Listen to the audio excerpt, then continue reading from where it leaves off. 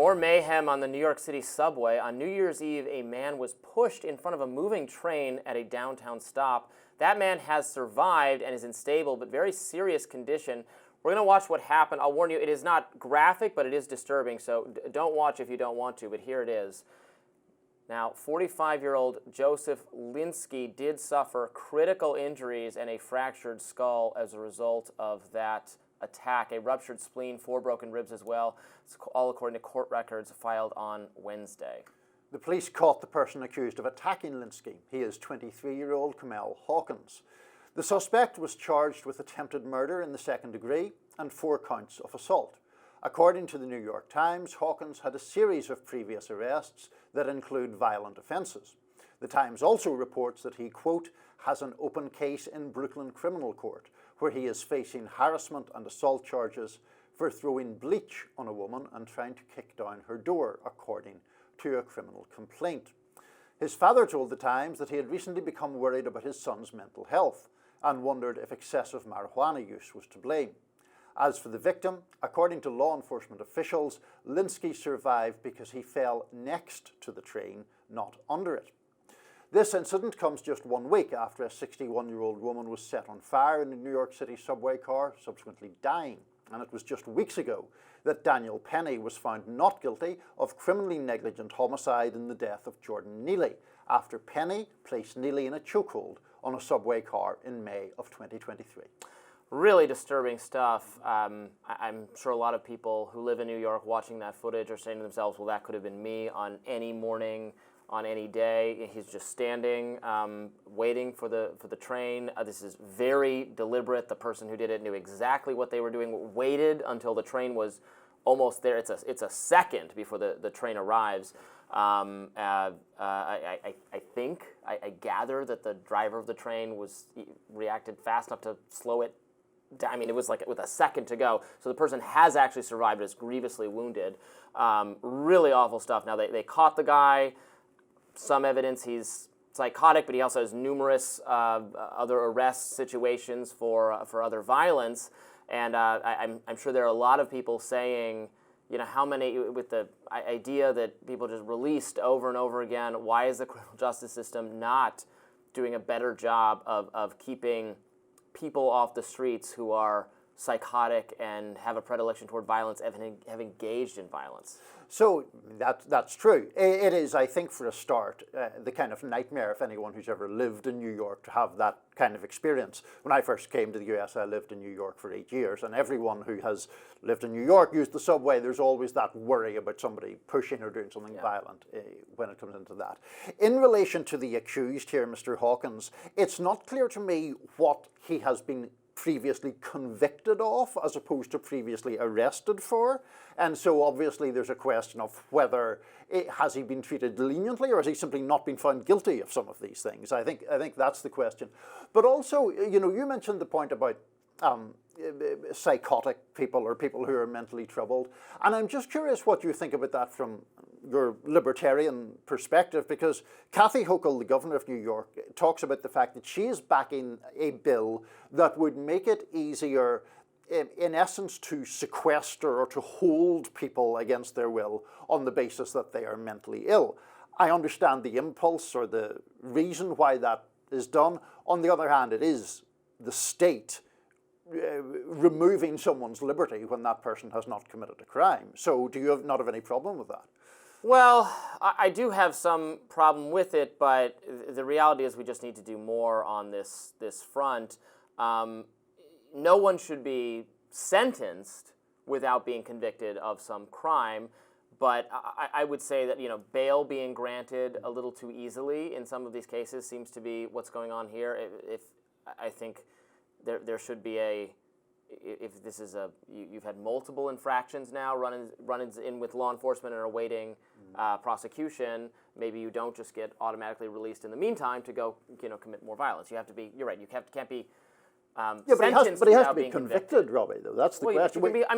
If you're a danger, you can be held prior to trial, right? You don't have to be, or they set your bail at a very high amount, and if you can't pay it, you got to remain. In a lot of these cases, these people are just released no bail at all, and that's the trouble. I also think that people who are obviously psychotically ill from drug addiction and mental illness, well, yes, I worry about the slippery slope of that. It is those people are in such a category by themselves.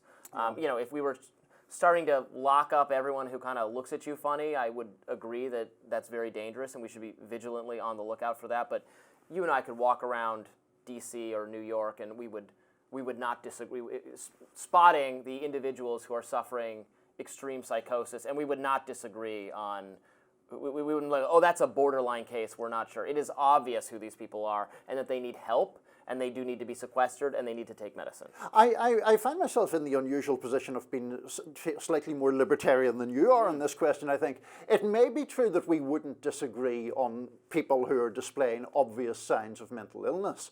What I have qualms about is the government locking those people away, in part because when you do that, it's not clear how the person regains their liberty. In other words, who decides when they're well enough to be let out again?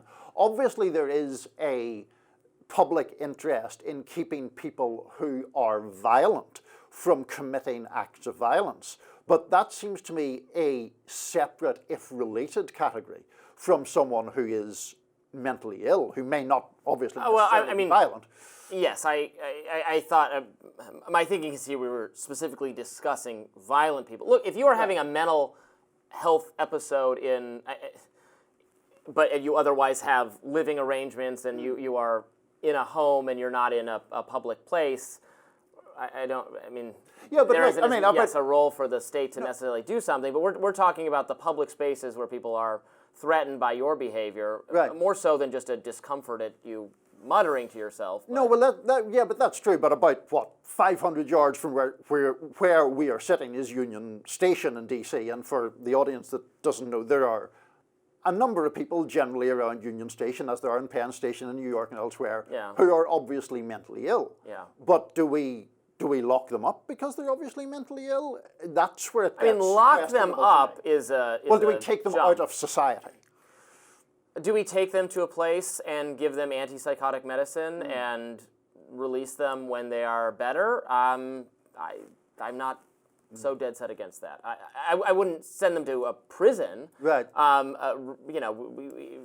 Liberals talk about wanting more money for mental health instead of criminal justice type stuff. Fine, rehabilitation clinic, whatever you want to call it. But if we're not going to do anything if we're not going to police the public space enough to prevent pathological, antisocial, discomforting behavior happening there, then this would be the other option. I am not comfortable saying we can just turn our public spaces over to people who are behaving in this way, that we just have to live with that and it's better for them. It doesn't actually seem better for them to me to let them writhe in filth and misery. Well, that may be true. I mean, first of all, the idea that we're going to take them away and take them off the streets and they'll become better. Like, sadly, some people don't really become better from certain forms of mental illness, schizophrenia, other issues.